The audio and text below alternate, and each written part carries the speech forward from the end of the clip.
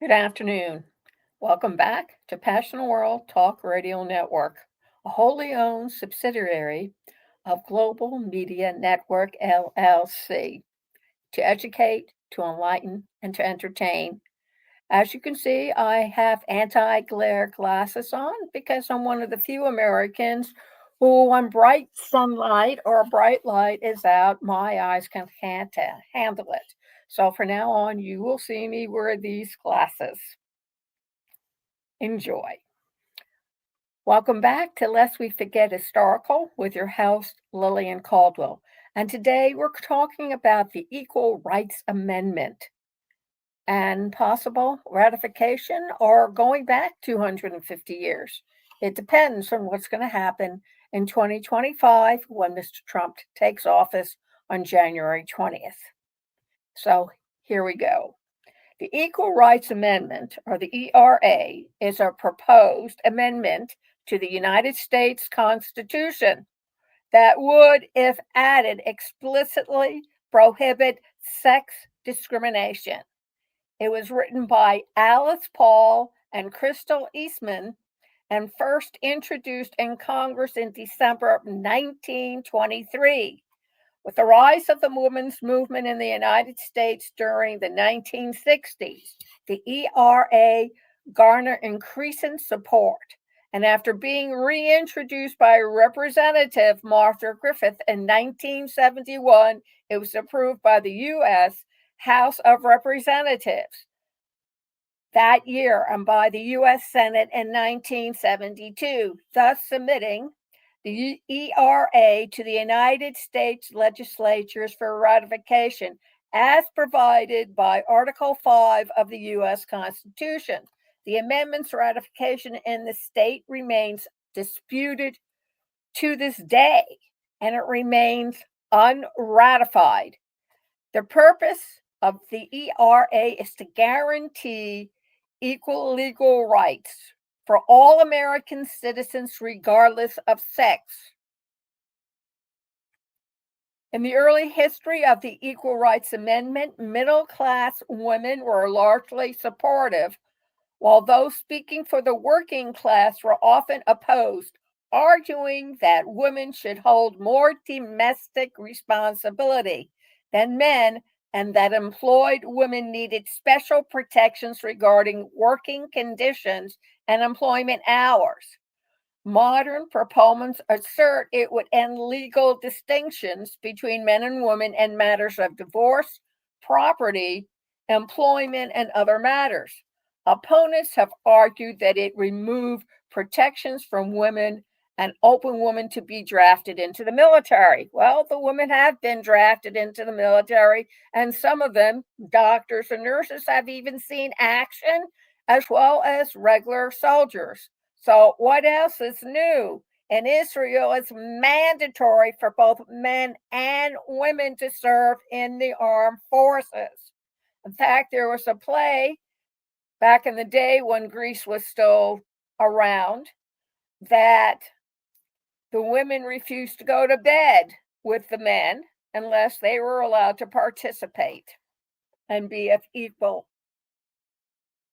So that should send everybody a message just how seriously women do take the ERA. So, ratification in the states. Not very many states. 3 of them, actually. On March 22nd, 1972, the ERA was placed before the state legislatures with a 7-year deadline to acquire ratification by 3/4 or 38 of the state legislatures. A majority of states ratified the proposal constitutional amendment within a year. Hawaii became the first state to ratify the ERA, which it did on the same day the amendment was approved by Congress. The U.S. Senators' vote on HJRES 208 took place in the mid to late afternoon in Washington, D.C., when it was still midday in Hawaii. The Hawaii Senate and House of Representatives voted their approval shortly after noon Hawaii Standard Time.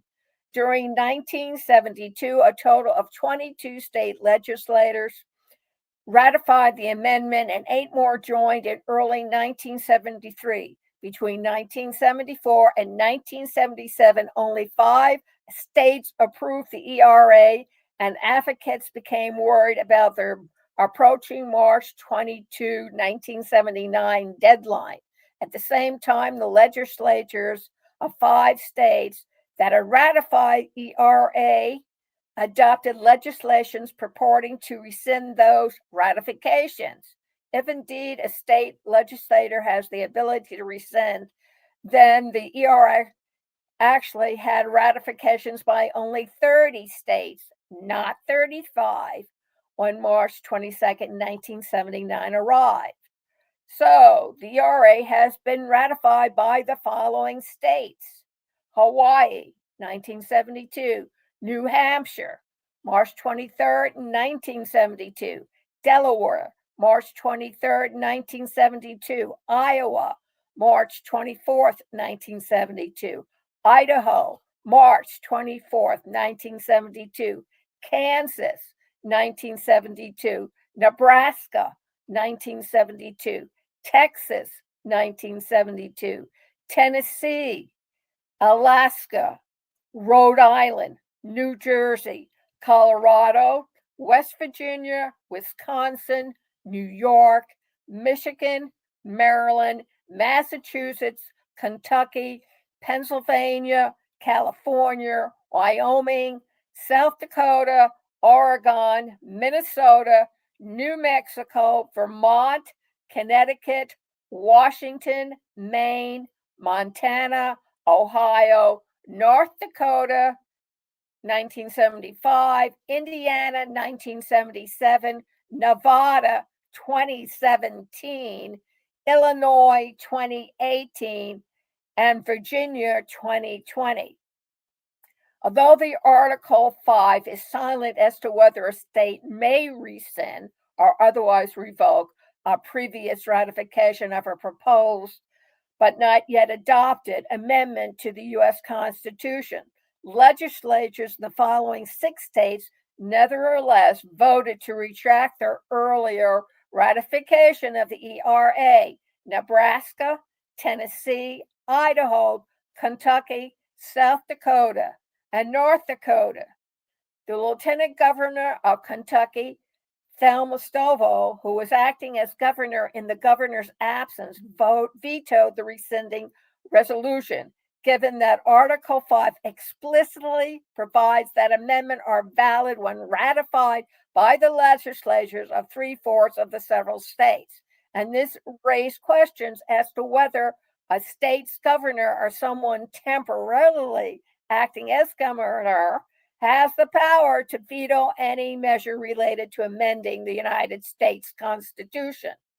During the 65th session of the Texas legislature, held January through June 1977, resolutions were introduced in the House and Senate to recall Texas's ratification of the National Equal Rights Amendment. Record differs from rescission in that rescinding annuls an action, whereas recalling retracts or revokes the previous action. To fight this recall effort, Texans for the ERA was formed and hired a full-time lobbyist, Norma Coode, to prevent the passage of the recall legislation. The Texas House of Representatives held a hearing on the resolution that was attended by hundreds of supporters for and against the recall measure. The recall resolution died in committee and was not introduced in the next legislative sessions 2 years later. And then we go and discuss the legality of rescinding the ratification. The rescission of a prior ratification of a constitutional amendment has occurred previously for the 14th and 15th Amendments. For each, states voted to rescind their ratification, similar to the case for the ERA. Regardless, these states were counted when the federal government tallied the total states that had ratified the amendment, thus declaring that it was officially part of the Constitution. In February 2024, the American Bar Association passed Resolution 601 supporting implementation of the ERA.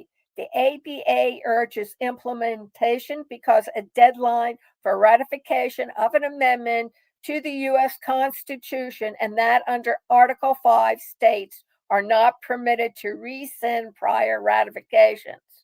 Researchers at Columbia Law School point out that the Constitution says nothing about whether a state can rescind or revoke its ratification of a constitutional amendment either before the ratification process has been completed or after. Advocates and scholars dispute whether ratification is a one-time event. Once done, it cannot be undone, as the Constitution only provides for ratification, not unratification. So there you have it. So what else is new? Well, why did the ratification seem like a sure thing in 1974? The ratification of ERA seemed a sure thing in 1974 for several reasons. Number one, the ERA had already been approved by Congress and was sent to the states for ratification. Additionally, by 1974, 30 out of the required 38 states had ratified the amendment.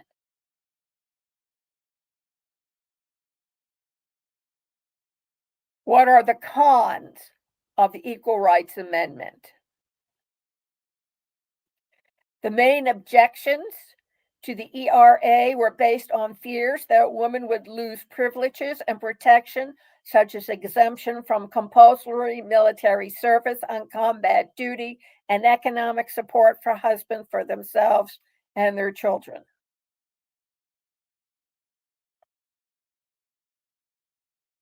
Why did the ERA fail? Public opinion in key states shifted against the ERA as its opponents, operating on the local and state levels, won over the public. The state legislatures in battleground states follow public opinion in rejecting the ERA. And Phyllis Schlafly was a key player in the defeat. Why do we need it? Without the ERA, the Constitution does not explicitly guarantee that the rights it protects are held equally by all citizens without regard to sex. Ladies, think about that. The ERA would guard against any rollbacks of women's rights by legislation or court cases that are often politically motivated. And why is that? Take a good look at the Muslim countries, see what they have done to women. Ladies in the United States, do you really want that happening over here? Someone did write a fantasy novel, The Nun's Tale. Haven't read it? Read it. They made it into a television program, episodic. Go look at it. I'm sure it's streaming somewhere near you.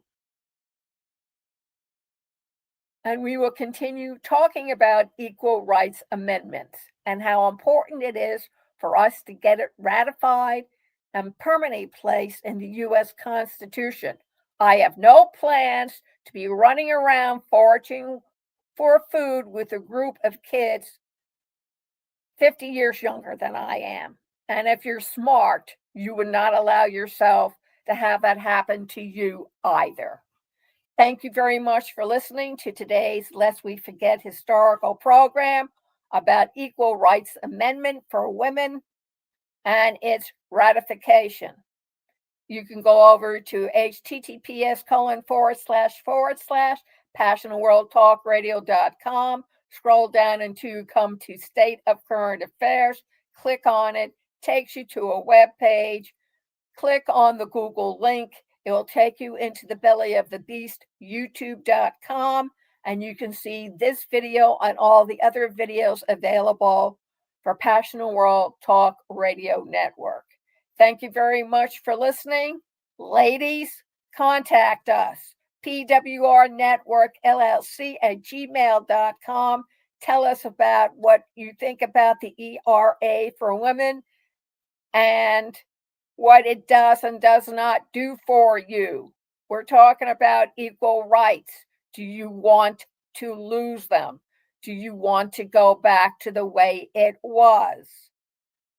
If you do, please go read Susan B. Anthony and all the other ladies that were involved with women's rights.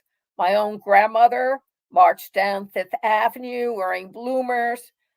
Her husband was a doctor. She was arrested, and her husband willingly came and got her out. They were equal partners. Thank you very much. Have a great week. And remember, thank you for listening.